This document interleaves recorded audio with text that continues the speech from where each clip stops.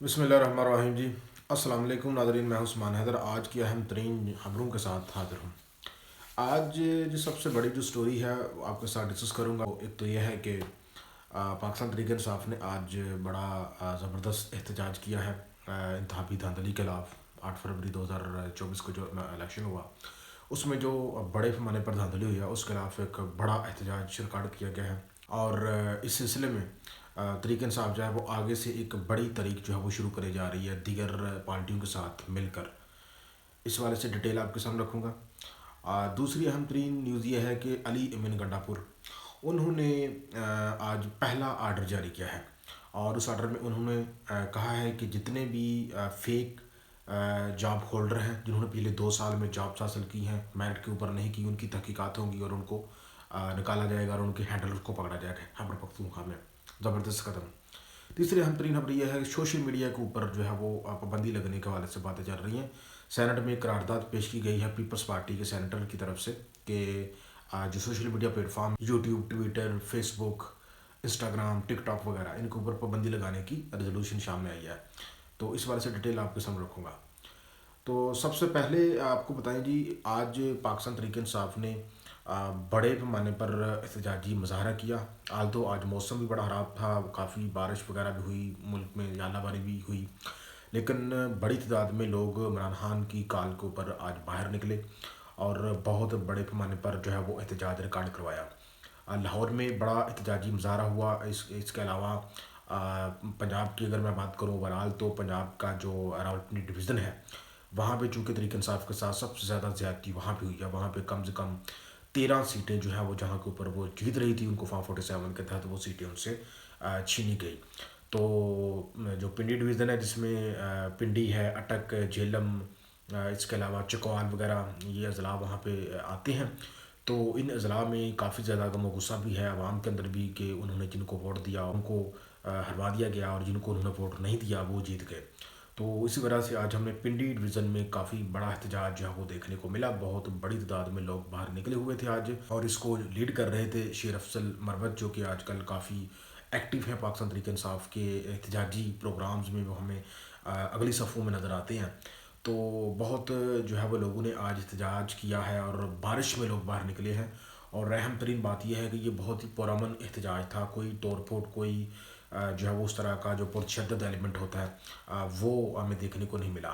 تو اس احتجاج کے اوپر جو ہے وہ کافی زیادہ لاٹھی چارج بھی ہوا ہے پولیس کی طرف سے، خاص طور پہ لاہور میں کافی لوگوں کے اوپر جو ہے وہ ڈنڈے برسائے گئے ہیں، میڈیا میں ہم دیکھ سکتے ہیں، اور اس کے ساتھ ساتھ کئی لوگوں کو جو ہے وہ کارکنان کو، لیڈران کو جو ہے وہ گرفتار کیا گیا ہے۔ اصل بات یہ ہے کہ جو پاکستان تحریک انصاف ہے اس نے کوئی اچھا خاصا ریئیکشن نہیں دکھایا تھا، کیونکہ ایک بہت بڑا ہاتھ ہوا ہے تحریک انصاف کے ساتھ، اتنی بڑی تعداد میں سیٹیں جو کہ وہ جیت رہی تھی ان سے یہ مینڈیٹ چھینا گیا، تو عمران خان صاحب نے کافی ناراضگی کا بھی اظہار کیا تھا اپنی پارٹی رہنماؤں سے، اور انہوں نے یہ کہا تھا کہ بھائی آپ کے ساتھ اتنا بڑا جو ہے وہ کھلواڑ ہوا ہے، اتنی بڑی تعداد میں مینڈیٹ چھینا گیا ہے عوام کا، تو آپ ابھی تک مطلب اس کو ہلکا لے رہے ہیں۔ تو آج انہوں نے کال دی ہوئی تھی پورے ملک میں، اور جتنے بھی وہ امیدوار جن کو ہروایا گیا اور وہ امیدوار جو کہ فارم 47 کے مطابق جیتے، سب کو ذمہ داری دی گئی تھی کہ وہ اپنے اپنے حلقوں میں باہر نکلے لوگوں کو لے کے۔ تو یہ اوورال جو پنجاب ہے، کراچی ہے اور پشاور سمیت اہم اضلاع میں بڑے پیمانے پر لوگ باہر نکلے، اور ظاہر ہے اس میں پولیس کی طرف سے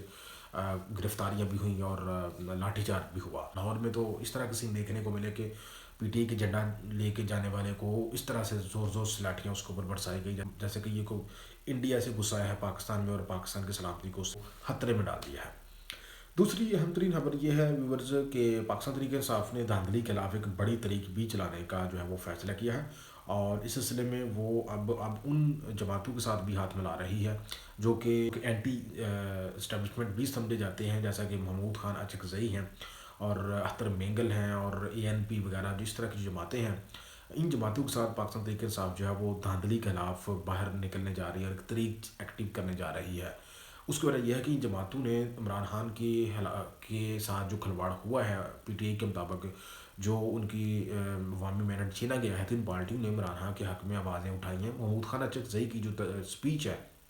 ہسٹوریکل اسپیچ ہے نیشنل اسمبلی میں، وہ سب کے سامنے ہے، تو اس کے بعد سے پی ٹی آئی جو ہے وہ ان کے ساتھ نہ صرف چلنے کا فیصلہ کیا ہے پی ٹی آئی نے، بلکہ ان کے ساتھ ہاتھ بھی ملانے کا فیصلہ کیا ہے۔ اور جو اہم ترین پیش رفت آئی ہے ہمارے سامنے کہ عمران خان صاحب نے محمود ارشد کی جو تقریر ہے وہ اتنی ان کو پسند آئی، تو آج انہوں نے ایک بڑا سرپرائز دیا، اور